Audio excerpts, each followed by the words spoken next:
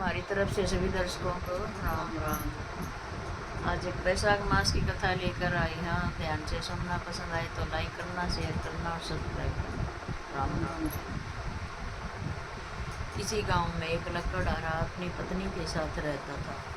वह रोज लकड़ी काट कर लाता था और लकड़ियों को बेचकर पेट भरता था। वैशाख का महीना आया। सब गांव के लोग वैशाख स्नान करने लगे, तो उस लकड़हारी की पत्नी ने भी वैशाख स्नान करने की सोची।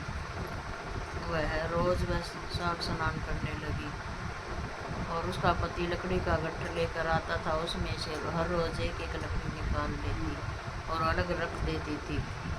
वह रोज वैशाख नहाकर आती और उसके बाद आंवला, पीपल और पथवारी सबकी पूजा करती थी। ऐसा करते करते वैशाख मास पूरा हो गया। पत्नी ने पूरे महीने रोज बचाई हुई एक एक लकड़ी का गट्ठर बनाया और भगवान श्री नारायण का नाम लिया और उस गट्ठर को बेचने के लिए गांव में चली गई। श्री हरि नारायण की कृपा से वो लकड़ियों का गट्ठर चंदन का हो गया। जब वह राजा के महल के आगे से गुजर रही थी तो चंदन की लकड़ी की खुशबू राजा के महल तक पहुंच गई। राजा ने द्वारपालों से पूछा कि यह खुशबू कहाँ से आ रही है।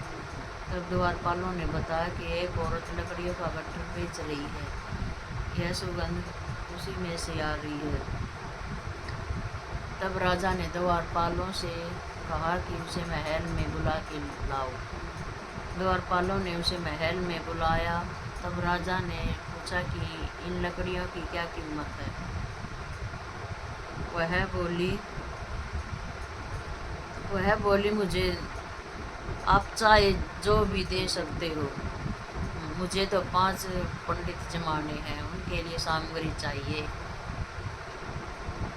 तब राजा ने उन्हें 5 पंडितों का सम्मान देकर उसे घर भेज दिया और लकड़हारे की पत्नी ने 5 ब्राह्मणों को भोजन कराया और दक्षिणा दी और ब्राह्मणों से आशीर्वाद लिया। उस दिन उस लकड़हारे को गट्ठर नहीं बिका और उसके घर आने में भी देर हो गई और ब्राह्मण और भगवान नारायण के आशीर्वाद से उसकी झोपड़ी महल में बदल गई। उसने जब वापिस घर आकर देखा तो वहाँ झोपड़ी की जगह महल बना हुआ था। तब उसकी पत्नी उसके पास आई और भगवान नारायण की कृपा की सारी बात उसने अपने पति को बताई। दोनों पति पत्नी ने साथ भोजन किया और महल में सुखपूर्वक रहने लगे। हे सत्यनारायण भगवान, जैसी कृपा ब्राह्मण ब्राह्मणी पर की, वैसी कथा कहने वाले, सुनने वाले और वैशाख माह में स्नान करने वाले सभी को कृपा दे, आशीर्वाद दे। जय वैशाख माता की जय।